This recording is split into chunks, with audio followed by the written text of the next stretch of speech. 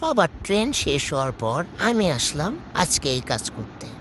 যাই হোক, বানাবো আজকে আলুজের ইনস্ট্যান্ট আলু ভর্তা।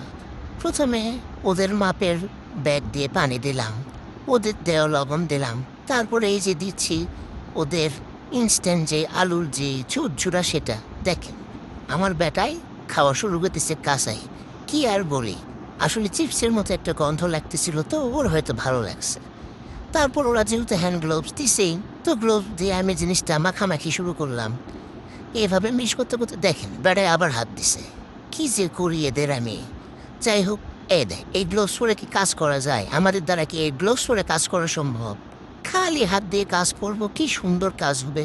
যাই হোক, দিছে যখন, তারপর এই যে দিলাম ওদের পেঁয়াজের বেরেস্তা। বেরেস্তাটার গন্ধটাও খুব ভালো, মজা, চিপসের মতো।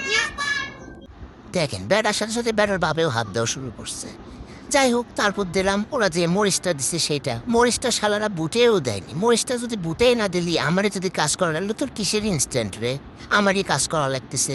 যাই হোক, এক এক করে এই যে মরিচগুলো সব বুটা শুরু করলাম। আর ওই যে আমার বেটায় মনে করছে ওগুলোর মধ্যে কী যে আছে আগে দেখি। তারপর সবগুলো মরিচ আমি বুটে বুটে বুটে এই যে আমার হাত দিয়ে ভাঙ্গা লাগতেছে। এটাও তো তোরাই ভেঙে দিতে পারতি রে ভাই, কিসের ইনস্ট্যান্ট তোরা? তারপর দিলাম ওরা যে সরিষার তেলটা দিছে সেইটা। তেলের গন্ধটাও ভালো ছিল। যাই হোক, সম্পূর্ণ তেলটা দিয়ে আবার আমার হাত দিয়ে মাখামাখি শুরু করলাম।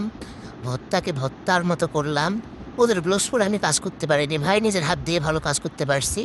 এই যে 135 টাকা দিয়ে এতটুকু আলু ভর্তা ভাই। 135 টাকার আলু কিনলে আমি যে কতগুলো আলু কিনতে পারতাম আর কতগুলো ভর্তা করতে পারতাম। হায় হায় ক্ষুধা। যাই হোক, একবার টেস্ট তো করাই যায়।